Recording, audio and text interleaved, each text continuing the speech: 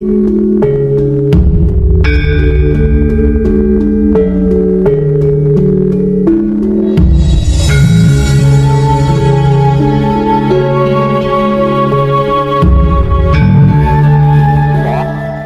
Tuhan itu satu tapi lain. Kalau Allah seru sekalian alam. Apa seru sekalian alam? Ya laut di permukaan bumi ini, ya bumi, benua-benua ini, ya matahari, ya bulan, ya planet-planet itu, termasuk ini semua itu Allah. Tapi kalau Tuhan sinarnya, orang Islam menyebut Nur Muhammad, orang Nasrani menyebut Kristus, orang Jawa menyebut guru sejati. Nah, makanya berdepokan saya itu tidak ada guru manusia, ya. Kalau manusia masih seperti kakek ini, apa orang bersih? Bagaimana bersih? Oh, makan sate, makan gulai, makan sembarang color, ya. Dari potong perut ini isinya mesti ketekan tidak karu-karuan, makanya tidak berani menjadi guru. Tapi saya sendiri di sini sekolah kepada siapa? Kepada guru sejati. Setelah saya sekolah kepada guru sejati, semua yang saya peroleh saya tulis di sini. Tadi saya ceritakan bahwa Gunung Arjuna merupakan peradaban terakhir dan bukti bahwa di gunung ini adalah tempat eksodusnya manusia yang jenius. Bahkan Aristoteles Onassis penulis buku itu siapa itu pernah menulis, ya, bangsa Atlantik yang jenius terkenal dari Atlantik yang terakhir berada di benua yang namanya sekarang ini Indonesia. Kalau dulu tidak ditulis Indonesia karena beliau negara pulau-pulau yang ada di sebelah timur. Indonesia kan pulau-pulau, dari Sabang sampai Merauke itu berapa ribu pulau, ya toh? Nah, itu kalau di Kalimantan sama dengan negara 13 negara di Eropa, ya. Pengen ke tetangga melompat pagar, berbos pagar bisa. Di sini antara kecamatan aja. Nah, tapi bangsa ini meskipun banyak suku, bahasa, adat dan lain sebagainya masih hidup dalam kerukunan, ya, kerukunan yang menjadi satu. Keanekaragaman itulah yang sekarang disebut Bhinneka Tunggal Ika. Makanya sebelum Mojopahit dulu itu terbentuk dan pemerintahnya berkuasa selama kurang lebih 341 tahun, itu satria-satria dulu itu digembleng di sini, digembleng di daerah Singosari, lalu sekolahnya di Blitar yang namanya Candi Penataran atau Candi Palah. Setelah spiritualnya digembleng di Singosari, IQ-nya, rasio dan ideologinya digembleng di Blitar, di Candi Palah, barulah Mojopahit berdiri selama 341 tahun kurang lebih. Lah karena apa? Karena manusia di sini itu langsung dibimbing oleh guru sejati atau Tuhan tadi itu. Tuhu ono sebenarnya ada, gitulah, berbentuk sinar. Lah, jadi di sini sudah jelas bahwa umumnya orang-orang itu semuanya diserahkan kepada Allah. Ya semua kan Allah, ini kan Allah, tidak dapat rezeki Allah. Itu ya benar, tapi penjelasannya supaya gamblang tidak seperti itu. Pada waktu manusia terbentuk, kalau saya istilahnya terbentuk, bukan dicipta, ya. Karena apa kok terbentuk? Karena manusia itu kehendak beliau sama sendiri. Semula itu kan ada angkasa saja, ya. Kalau di dalam Hindu, pinjam istilah orang Hindu disebut Siwa. Makanya Siwa itu biru, gambarnya dari situ, ya. Setelah itu terciptalah bumi, ya. Jadi Siwa dulu baru bumi. Bumi itu dibentuk yang pertama kali Sati, ya, Sati. Sati itu bumi itu, kenapa saat itu kok jelek, hitam, pemarah? Kalau di bayangan digambarkan Durga Triwikrama, ya. Ibu Pertiwi Durga itu istrinya Sang Jagat Girinoto Betara Guru yang tangannya 4 kalau diwayang itu ya. Nah, dia murka sebenarnya bukan kok murka, dia bereaksi sesuai dengan hukumnya. Pertama kali bumi itu meledak, mahmahnya itu tahir, lalu menjadi puing-puing, lalu sekarang menjadi planet-planet itu, menjadi bintang-bintang itu dan sebagainya, karena apinya masih ada di situ menyerap. Kalau di dalam agama diceritakan tanah dan air berputar-putar di udara, dibakar api yang membara. Ada tanah, ada air, ada api, ada udara, hidrogen, nitrogen, karbo, dan oksigen ya.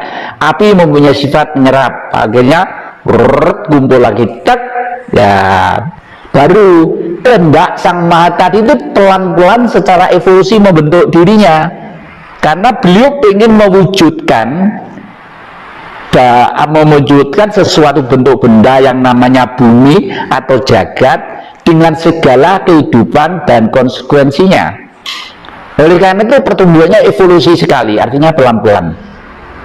Setelah dibungkus air lalu menjadi dingin, mulailah ada renik-renik yang timbul, seperti cacing, seperti ikan, seperti lama-lama ada tumbuh-tumbuhan. Nah, lalu setelah itu belum ada kehidupan yang langgeng, karena tidak ada kekuatan roh suci yang ada di situ. Roh suci itu apa? Sebenarnya roh suci itu adalah terhimpun di dalam satu, kalau di dunia ini kita sebut dengan istilah srengenge atau matahari. Orang Jawa menamakan srengenge, kalau ditulis S-R-E-N-G-E ya. S itu pinanggih uriping pati, artinya matahari menentukan kehidupan dan kematian. Kematian dalam arti selesainya waktu hidup. Tumbuh-tumbuhan punya waktu selesai, binatang punya waktu, manusia punya waktu. Itu yang menentukan matahari ya. Oleh karena itu dikirimlah roh ya. Lalu sre pinanggih uriping pati, R itu roh itu adalah sinar halus. Sinar halus, kalau huruf ditulis O0 ya, O0. Suci artinya suci. Kenapa kok suci O? Karena titik lurus jejer-jejer dalam rentang yang sama menjadi nol, menjadi zero. Karena hidup itu garis tengah di atas plus, bawah minus.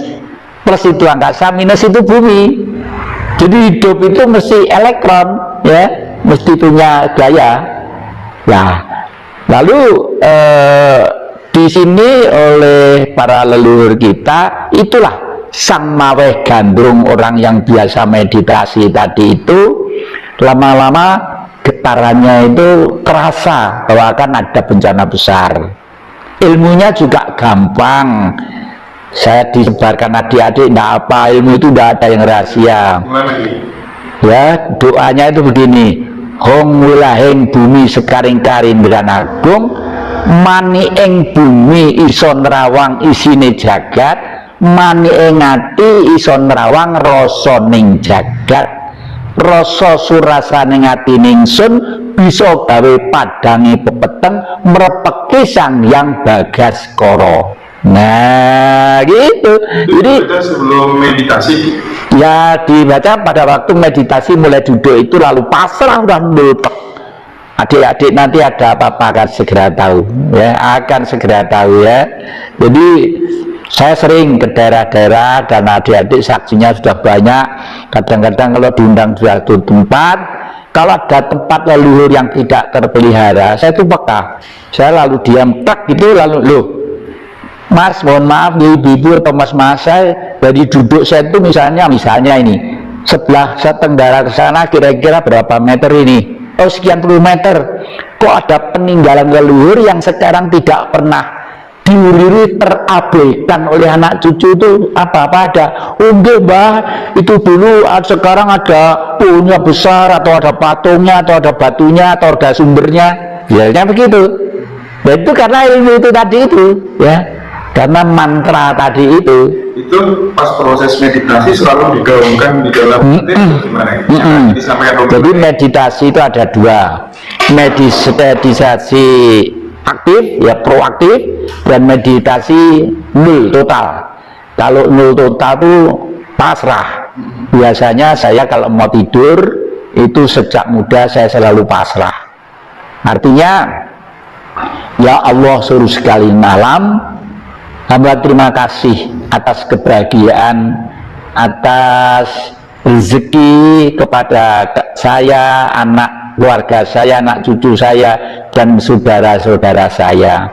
Hamba mohon maaf sebesar-besarnya atas kekhilafan yang sengaja atau tidak. Malam ini hamba menyerahkan diri terhadapmu, semoga kembali menjadi sebagaimana hukum yang kau kehendaki. Titik dari lagi itu dikarang sendiri bisa. Jadi bahasa kita lah. Gitu ya, gitu lah. Ini leluhur kita itu selalu seperti itu. Nah, ternyata leluhur kita itu memang manusia-manusia yang jenius, terjenius seluruh dunia. Tadi saya katakan, misalnya begini, orang Barat bisa terbang ke angkasa itu dengan baling-baling, karena orang Barat sekitar 1930 ya pesawat terbang ya. Baling-baling itu begini, artinya apa? Orang Barat otaknya cerdas, bahwa udara itu padat itu kalau diiris begini dalam bentuk yang silang, itu akhirnya baling-baling itu akan geret benda ya, akan geret pesawat itu. Tapi kakeknya adik-adik ini abad ke-8, ke-7, ke-9 orang Blitar di Rambut Monte sana, namanya Mpu Barada, itu sudah terbang tanpa baling-baling. Coba terbang tanpa baling-baling loh, asli itu, asli. Kalau didongeng oleh orang Barat, di enggoknya supaya anak cucu senang, Mpu Barada itu sakti dulu membuat kali itu pakai kendi ya, dia lalu terbang lalu ini menjadi kali berantas ya, gak ono lah, tapi tidak seperti itu ya. Tidak hanya seperti itu ya, ketoprak ya, ketoprak atau lodruk gitu loh, enggak. Makanya saya di sini tuh mengulangi kembali apa yang dilakukan beliau. Beliau ada di Rambut Monte Wlingi, Kecamatan Wlingi, Kabupaten Blitar. Sampai sekarang itu kira-kira kedungnya itu garis tengahnya hanya 5 meter bulat begitu. Di situ ada pohon asem yang tidak bisa besar selamanya, kecentet, karena disabda oleh beliau. Disabda apa? Dikutuk. Beliau katanya orang suci mengutuk manusia itu, apa yang dikehendaki mungkin sekedar biar anak cucu tahu bahwa sebenarnya manusia itu punya daya yang sangat hebat, punya kekuatan yang sangat hebat. Nah, pada waktu beliau mau terbang ke labnya di Bulu, kira-kira 500 meter dari tempat duduk saya ini ya, itu mau terbang itu jubahnya tuh kecantol robek gitu, lalu dikutuk, waduh pohon asem, kamu kurang ajar, jubah bagus ya, kamu tidak akan bisa besar selamanya. Sampai sekarang itu kecil ya, kecil padahal udah 1000 tahun lebih loh, kecil terus sampai sekarang ini masih ada bisa dilihat. Daunnya itu tidak sedikit gitu, kecentet namanya, kalau orang Jawa bilang kecentet lah. Lalu di sini dikatakan biru kolamnya itu karena tempat untuk memasak yang namanya uranium platinium ya, untuk terbang tadi itu. Secara rasional gampang ya, dirasionalisasikan bisa. Gimana ini? Jadi begini, kenapa bumi itu ngambang ya, nggak goyang ke sana, goyang kemari, goyang ke sini? Karena bumi itu disonggok oleh bumi itu sendiri. Satu, karena magmanya ada. Kedua, disonggok oleh udara yang besar ini. Ketiga, diperkuat oleh air.